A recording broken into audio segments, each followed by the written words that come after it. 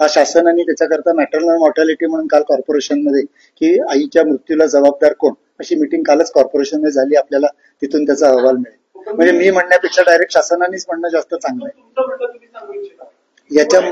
याच्या मृत्यूशी याचा कोणाचा काही संबंध नाही. डिपॉझिट सांगतो, डिपॉझिट फक्त हाय व्हॉल्यूमच्या पेशंट जे होते त्यांच्यामध्येच होते आणि तेही पेशंट गरीब असले तर घेत नव्हते. जे पेशंट भरू शकतात त्यांच्याकडनं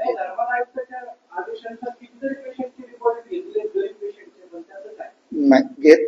आता तेच सांगतोय मी तुम्हाला, काम खूप वाढतं आणि जास्त कॉम्प्लेक्स केसेस येतात. त्याला सुरुवात झाली आणि ते आम्ही बंद केले. मी आता तो वादाचा मुद्दा करत नाहीये, आम्ही बंद केलाय असा मुद्दा मी मांडतो. हॉस्पिटलचा जो पालिकेचा टॅक्स आहे तो कोर्टाच्या अधीन आहे. हॉस्पिटलचा कॉर्पोरेशनचा एकही रुपया आम्ही थकवलेला नाही. आम्ही जे पैसे भरतो ते कोर्टामध्ये भरतो. आता जे आम्ही टॅक्सचे पैसे भरतो ते कोर्टामध्ये भरतो. त्याच्यात आमचा एकही रुपयाचा टॅक्स थकलेला नाही आणि थकूच शकत नाही, तर बंद करतील. मी सांगतोय ना कोर्टामध्ये, मी आपल्याला सांगतोय ना कोर्टामध्ये टॅक्स भरतो. याचा अर्थ तुम्ही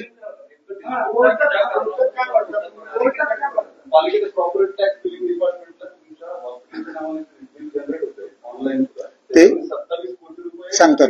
सांगतो त्यांचं जे टॅक्स आकारणीची जी प्रथा आहे ती त्यांनी कमर्शियल केली आणि त्याला आम्ही कोर्टामध्ये चॅलेंज केलंय आणि कोर्टाने जो निर्णय दिला ते दोन्ही पार्टींना पाळणं बंधनकारक आहे. त्यांनाही बंधनकारक आहे, मलाही बंधनकारक आहे. त्यामध्ये काही डिस्प्यूट नाहीये. नाही नाही नाही, पैसा भरावाच लागणार. जर कोर्टाने त्यांच्या बाजूने निकाल दिला तर एकही पैसा सोडता येणार नाही. मला कळलं नाही, म्हणजे कोर्टामध्ये जाण्याचा जगात प्रत्येकालाच डेमोक्रेसीचा कोर्ट हा स्तंभ आहे. कुठला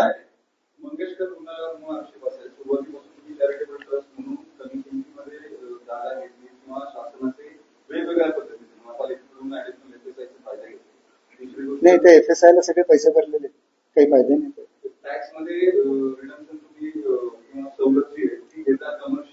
टॅक्स मध्ये आम्ही सवलत घेतलेली नाहीये. कोर्टामध्ये सवलत नाही आम्हाला, न्यायालयाच आहे. हो बरोबर.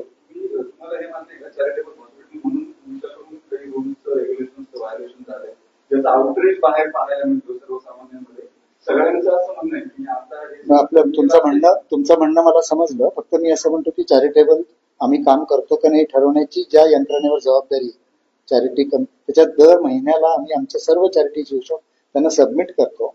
आणि तुम्ही हा प्रश्न त्यांना विचारला पाहिजे चॅरिटी कमिशनरना की दीनानाथ रुग्णालय चॅरिटीच्या रुग्णांची नियमांची पाय करते का नाही.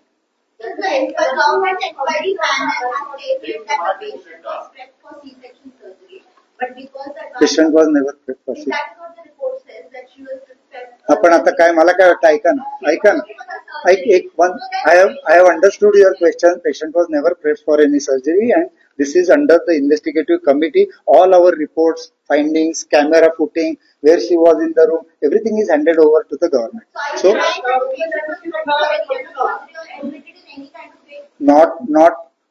not even 1 out of million.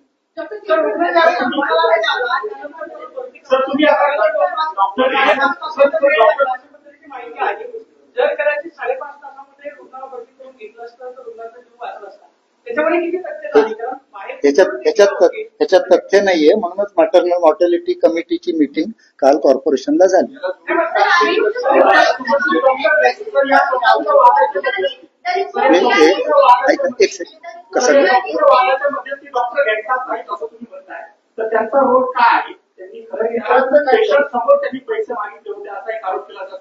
ते सगळं व्हिडिओ मला आपला प्रश्न कळला. ते सगळे व्हिडिओ शासनाकडे सबमिट केले. मी तिथे नव्हतो.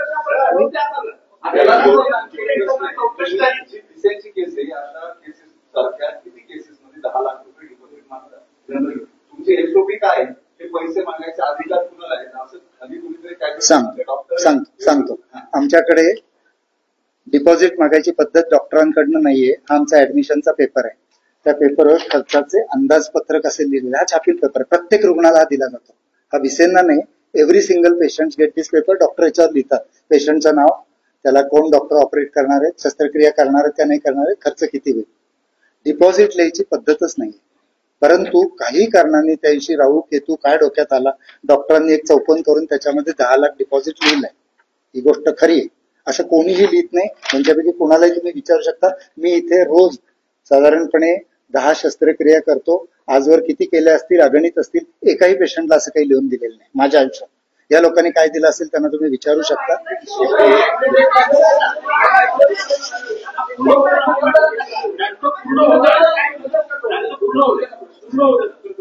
त्यामुळं डिपॉझिट जर काही समजा कोणाला घ्यायचं असेल तर ते बिलिंग डिपार्टमेंट डॉक्टरांशी बोलून समजून घेऊन त्या रकमेपैकी किती रक्कम घ्यायची असं फक्त काही सिलेक्टेड केसेसमध्ये ठरवतात.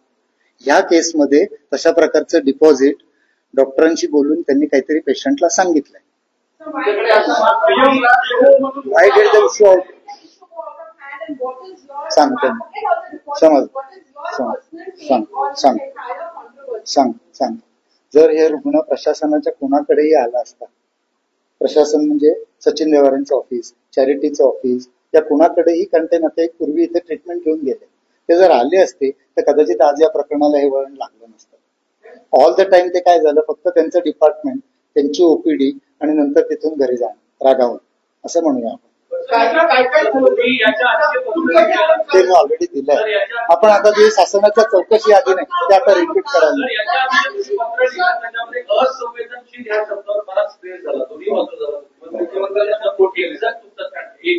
माझं म्हणणं की सांगतो.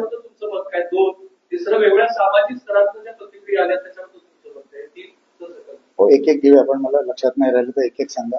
असंवेदनशीलता म्हणजे ज्या रुग्णालयामध्ये खूप काम चाललंय तिथला स्टाफ पेशंटच्या प्रती कमी संवेदनशील होतो. हे शासनाच्या काय, गव्हर्नमेंटच्या, प्रायव्हेटच्या सगळ्या ठिकाणी, अगदी रेल्वे स्टेशनवर गर्दी असली, एअरपोर्टवर आपण आता बघतोय.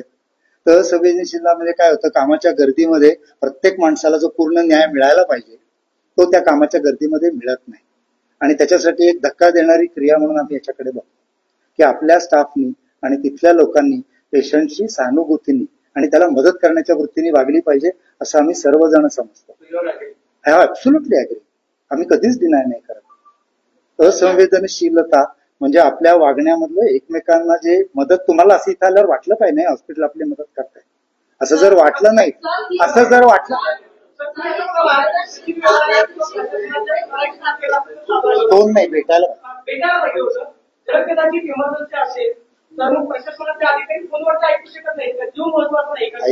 ऐका ना, ते आता तुम्हीच ऐका एक सेकंड. तुम्ही एकाच वेळी सगळं करण्यापेक्षा ते इथे 5 तास होते, ते हॉस्पिटलमध्ये पूर्वी 5-6 वेळा येऊन गेले होते, त्यामुळे त्यांच्या ऑफिसला जाणं त्यांना 5 तासामध्ये नक्की सोपं होतं. त्यामुळे आपण त्याच गोष्टी परत काढायला नको आता, नाहीतर मग संपणारच नाही.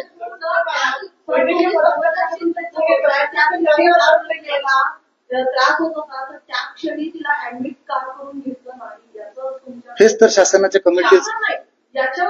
पण माझं उत्तरापेक्षा ऐका ना, आता ह्याच्यात एक तिसऱ्या माणसाने उत्तर द्यायचं. जेव्हा डॉक्टर गैसास आणि शासनाची कमिटी 5 तास एकमेकांशी बसून हेच बोलले, त्याच्यावर एक तिसऱ्या माणसाने चौथं ओपिनियन द्यायचं, हे बरोबर नाही. असंवेदनशीलतेवरती मी बोलू मेडिकल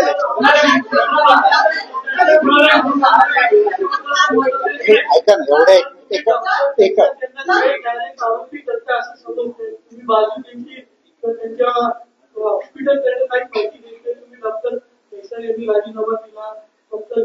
हे जबाबदार नाहीये ते शासन आणि त्यांच्यामध्ये जे सगळा डायलॉग झालाय.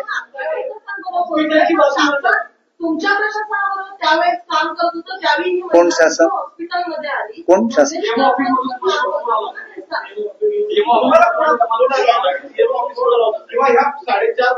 पेशंटच्या नातेवाईकाचा. त्यांनी मला सांगितलं की सर ते माझ्याकडे डिपॉझिट मागतायत, माझ्याकडे एवढी रक्कम नाही. म्हटलं तुमच्याकडे किती रक्कम आहे, तर त्यांनी सांगितलं की मी 2-2.5 लाख रुपये भरू शकतो. म्हटलं तुम्ही तेवढे भरा, बाकी सर्व सूचना मी देतो, तुम्ही जाऊन आता ती रक्कम भरा. ते लोक मी सांगितलेल्या गोष्टीला कधी नाही म्हणणार नाही. ऐका ना, आता ह्याच्या पलीकडे मला पुढे काही कळलं नाही. मी ऑपरेशन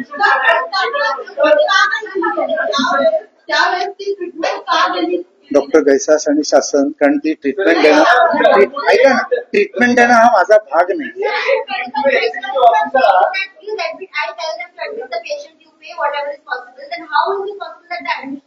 मी ऍडमिशनला नाही सांगितलं, नातेवाईकाला सांगितलं.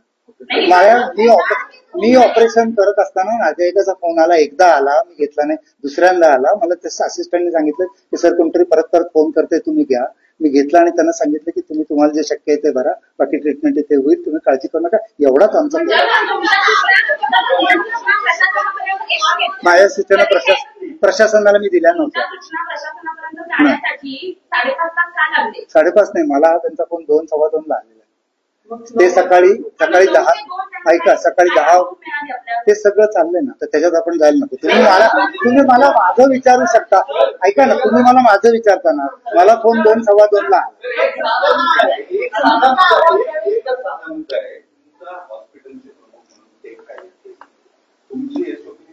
सांगितलं ना ऑलरेडी.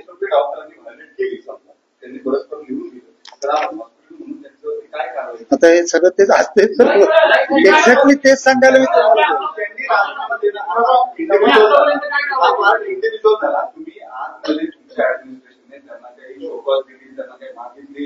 तुम्ही का लिहून दिलं, त्यांनी त्यांचा काही खुलासा तुमच्याकडे दिला, तुमच्या कमिटीने एक रिपोर्ट दिलाय, त्याच्यामध्ये त्यांनी सांगितलेल्या गोष्टी घेतल्या सगळ्या, त्या गोष्टी कशी निघून गेली हे तुम्ही फुटावून करताय. जेव्हा प्रेशर वाढलं, नाही ऐका, प्रेशर वाढण्यात प्रेशर माझ्यावर नाही वाढलेलं, त्यांच्यावर वाढलंय आणि ते त्यांना सहन होत नाही. ही कॅनॉट हँडल दॅट प्रेशर. आणि ते प्रेशर बरोबर ना, मला कळलं ना, तुमचं म्हणणं चुकीचं नाही.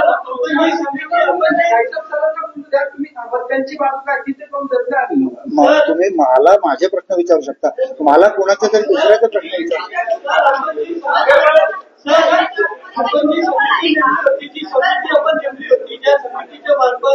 अहवाल दिला, सार्वजनिक केला गेला, त्या महिलेच्या संदर्भात हा एक प्रश्नाचं, या प्रश्नाचं उत्तर देतो. आमचा जो अहवाल मीडियाकडे दिलेला आहे त्या पेशंटच्या आजाराचे कुठलेही डिटेल्स नाहीये.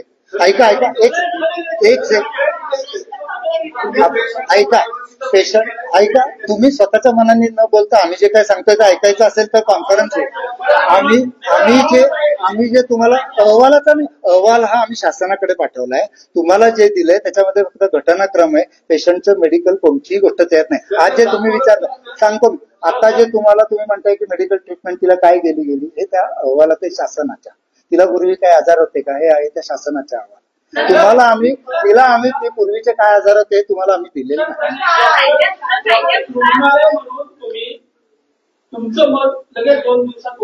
नाही. मत नाही केलं, सांगतो. आमचं रुग्णालय सांगतो नाही, स्वतःला क्लीन चिट नाही दिली. जरा एक सेकंद ऐका. आम्हाला शासनाने एक पत्र पाठवलं की डेली मिरर मध्ये आलेल्या बातमीला तुम्ही उत्तर द्या. ते उत्तर जे दिलं तेच उत्तर आम्ही त्यांना पाठवलं, जे मेडिकल होतं, आणि तुम्हाला दिलं ते त्यातला मेडिकल पार्ट काढून, बाकी काही नाही केलं. सगळ्यात महत्त्वाचं म्हणताय की समितीचा अहवाल आहे, अहवाल ज्यावेळेस मात्र लोकांच्या मनामध्ये प्रश्न आहे. एवढी मोठी संस्था आहे, संस्थेचं एवढं मोठं नाव आहे, लोकांच्या मनामधला संभ्रम, लोक समितीची वाट बघणार नाही. मात्र जी घटना समितीचं एवढंच मी सांगेन, ऐका ना, मला कळलं लोकांचा संभ्रम. समितीचं काम अतिशय वेगवान चालू आहे. मी यापूर्वी एवढं वेगवान काम माझ्या आयुष्यात पाहिले नाही. त्यामुळे लवकर जे प्रश्न कन्क्लुजन वर येणार आहे त्याच्यावर आपण आज उडी मारायची काही गरज नाही.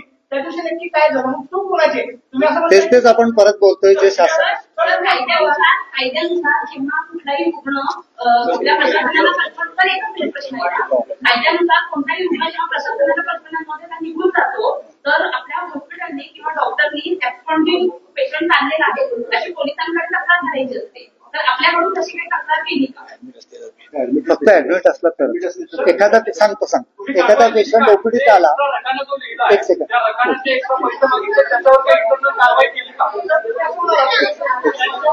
तुम्ही जे म्हणताय पेशंट जर ओपीडीत आला आणि न सांगता गेला तर कुणालाही कसली इन्फॉर्मेशन दिली जात नाही. ऍडमिटेड पेशंट अचानक निघून गेला तर लगेच आम्ही पोलिसांना कळवतो. गेली 25 वर्ष कळवतो. नाही काय होतं, आपण तेच बोलून काही त्यात म्हणजे वेळच नसतो. प्रेस कॉन्फरन्स हे भांडायसाठी नाही.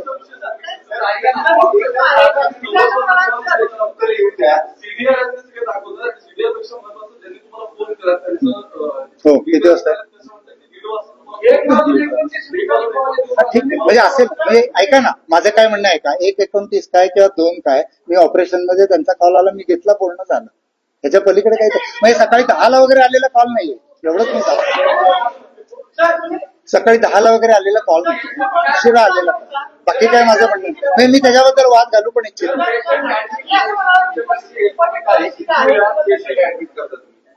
नाही, वेळेचं असं नसतं आमच्याकडे. ऐका, आमच्याकडे खूप वेळा बेड उपलब्ध नसतो. 4-4 5-5 तास रोज 10-20 पेशंट तरी इमर्जन्सीमध्ये थांबलेले असतात, कारण खाटच उपलब्ध नसतात.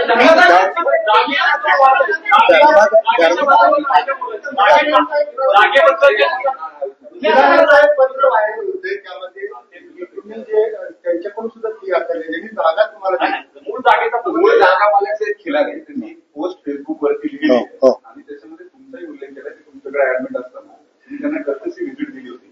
त्यांचं बिल तर तुम्ही 3.5 लाख रुपये घेतलं. 3.5 लाख नाही, तुमच्या बिल सगळं चुकीचं गोष्ट, रुपये सुद्धा त्या बिलामध्ये सगळं चुकीचं. कुठल्या पद्धतीत झाला, करारात काय म्हटलं होतं त्याच्याबद्दल सांगा. जागा त्यांनी शासनाला दिली आणि शासनाने आम्हाला दिली. जागेचा करार आमचा त्यांच्याशी झालेला नाही. असं म्हणाला डिपॉझिट पॉलिसी बंद केलेली आहे, आणि हे तुम्ही जे म्हणताय ते चुकीचं आहे. चुकीचं एवढं मी सांगतो मॅडम.